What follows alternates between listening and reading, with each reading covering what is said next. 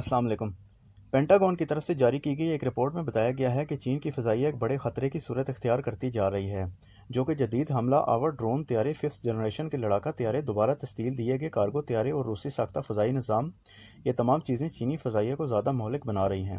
Video میں آگے جانے سے پہلے ایک گزارش ہے، نئے آنے والے دوست میرے چینل کو سبسکرائب کر لیں اور بیل آئیکن کو بھی پریس کر لیں تاکہ ہر لیٹسٹ ویڈیو آپ کو ملتی رہے۔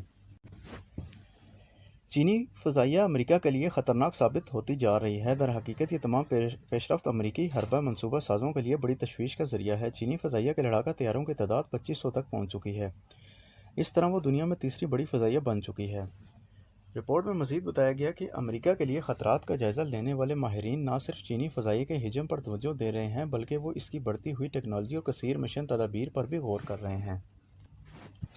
رپورٹ میں بتایا گیا کہ چین اس وقت روسی ساختہ S-400 اور S-500 دفاعی نظاموں کو چلا رہا ہے۔ یہ دنیا کے بہترین نظاموں میں سے ہیں۔ روسی میڈیا رپورٹوں میں دعویٰ کیا گیا ہے کہ چین کے فضائی نظام اسٹیلتھ طیاروں کو بھی نظر میں رکھ سکتے ہیں، تاہم سرکاری طور پر اس دعوے کی سرکاری طور پر تصدیق نہیں ہو سکی۔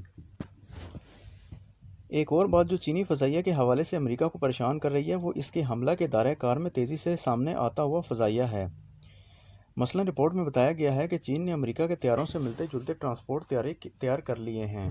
اس سے نہ صرف وہ تائیوان پر بہتر طور پر حملہ کیا جا سکتا ہے بلکہ چین کے سمندر کے جنوب میں مزید علاقوں تک چینیوں کی رسائی میں بڑے پیمانے پر توسیع کی جا سکتی ہے۔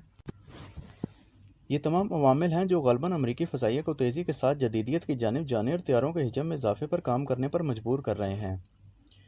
امریکی فضائیہ کے بہت سے اعلیٰ عہدیداران یہ سمجھتے ہیں کہ موجودہ کوششیں چینی فضائیہ کے خطرے کا سامنا کرنے کے لیے ناکافی ہیں۔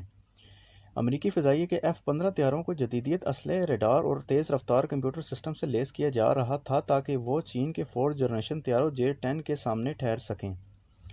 اس کے علاوہ امریکی فضائیہ نے کچھ عرصہ قبل F-22 اسلحہ پروگرام کو جدید بنایا تاکہ اس کو مضبوط اور بہتر بنایا جا سکے۔